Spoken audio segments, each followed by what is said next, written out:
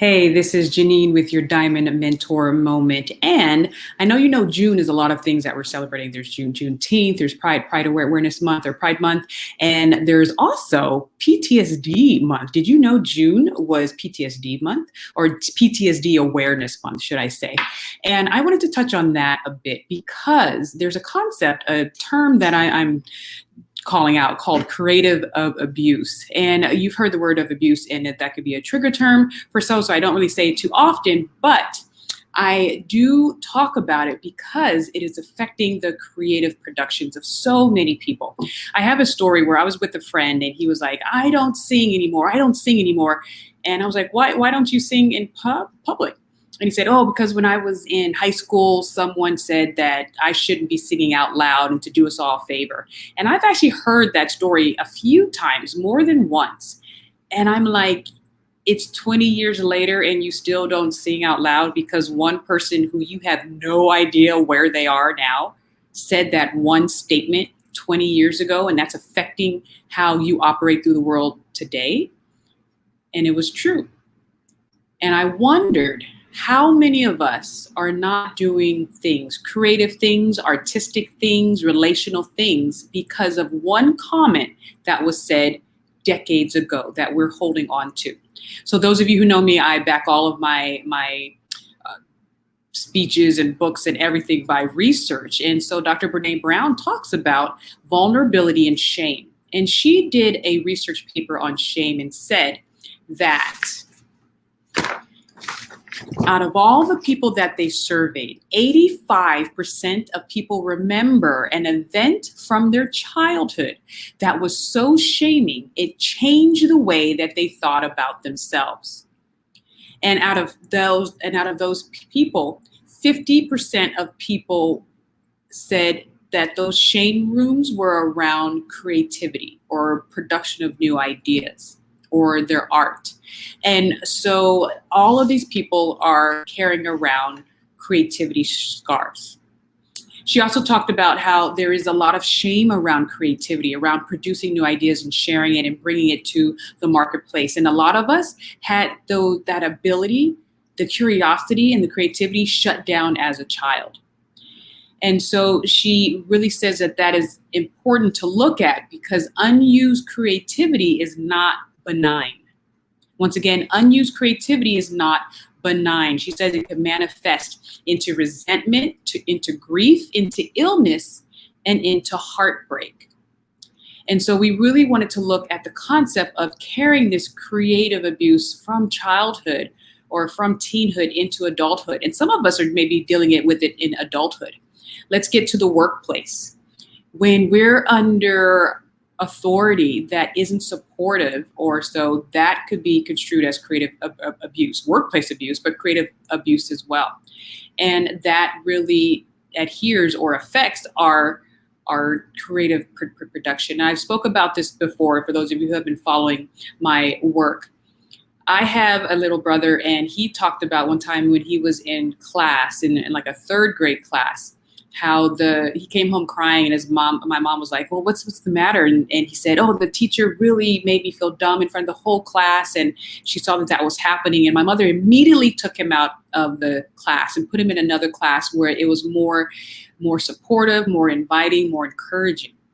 But another family had that same teacher and was not taken out. And my brother is doing well in his work. And my other family member, not so much. So even a 1 year being under authority of someone just shooting down your creative potential can have detrimental effect for your entire life.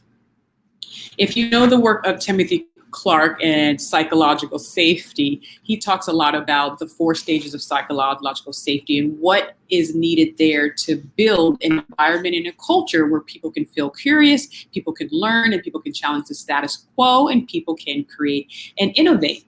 And he said a middle manager from a global corporation summed it up this way: I'm very careful to stick my neck out and challenge the status quo. If I do, I don't get my head chopped off, I'll do it again. If I get my head chopped off, you can be rest assured I'll keep my ideas to myself. And these are game-changing ideas. These are ideas that can keep companies from bankruptcy.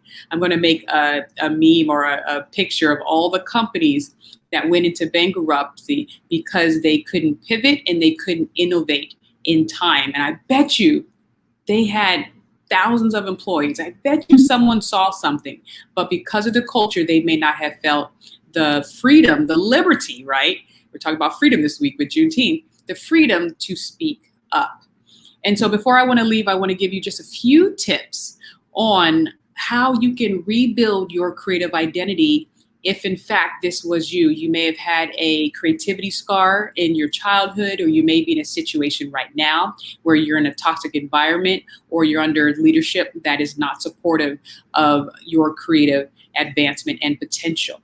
The first one is re-examine your core values. Know who you are. If you had a damaging event in your childhood or in your teenhood, really reassess your core values and create some new ones if you have to. The subconscious mind is a powerful, powerful mind. I'm trying to find my brain here. Oh, there's my brain. And you guys know I do a lot of work on neuroscience, and a lot of my work is backed up by neuroscience. And so the subconscious mind is very powerful. So whatever you say to it over and over again, it adheres to. So you repeating your core values of I am creative, my ideas have value, saying that out loud. Another tip that you can do with that first piece of advice is saying it in the third person. When I have to exercise and I don't want to get out of bed, I speak to myself in the third person, because it's almost like someone out there, like a coach, is speaking to me. So instead of saying, I need to get up, I need to go run, I say, Janine, get out of bed. Janine, it's time to run. And that does something to your attention, and it feels like someone else is encouraging, someone else is with you. So you can try that. Another one, of course, is accountability. I talk in my book that's coming out about social contagion. Fear is contagious. Courage is contagious. So who are you around, and who are you asking to keep you accountable? If you're looking to rebuild your creative identity, you have to do creative things. It's more than just the ideas. It's you executing the ideas. So get people around you who can keep you accountable to do more creative things. If it's getting out on that stage, maybe public speaking some of your ideas, have someone keep you accountable about joining a Toastmasters or doing small events and getting on the stage. Social contagion is real. And you can also, the third piece of advice is partner with courageous creatives. You are a creative. Everyone is a creative if they choose to be. Creativity is a choice. And if you partner with someone who is courageous already, just the way that they live life, it will rub off on you. Like I said before, with social contagion. I remember meeting a student, and every time she would meet before, she's like, I love meeting with you, Miss Letford, because I know you're going to have a fantastic idea, and I just leave so energized, like I could do anything. And I took that to heart because she identified me as someone who is courageously creative, and it was rubbing off on her to do some courageous ideas as well. So identify someone who you can partner with to do some courageous thing. You want to go, get in front of people and be more expressive, go karaoke singing, go grab a partner, right? You want to write that book, start with a short book and put it on Amazon. There are no gatekeepers to your creativity now.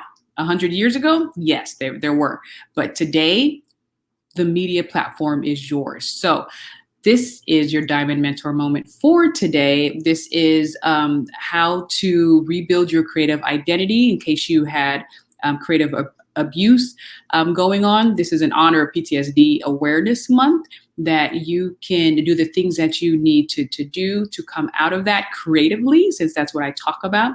And if you do need to go seek professional help, please do that. We always talk about that. And make sure that you are living your best creative life. The last thing I want to say is I'll be speaking on June 26th at the Redefine Summit. And that link will be in the show notes. It's from 10 to 4 or 10 to 6, I believe. Check that out. That summit is for people who are maybe in oppressive work cultures or toxic cultures, and they don't know what to do, and they need some tips on how to navigate that environment and keep their well-being and keep their mental health. So Go check out that. It's June 26th, the Redefine Virtual Summit. And this is Janine with your Diamond Mentor Moment. And I will see you next time. Bye-bye.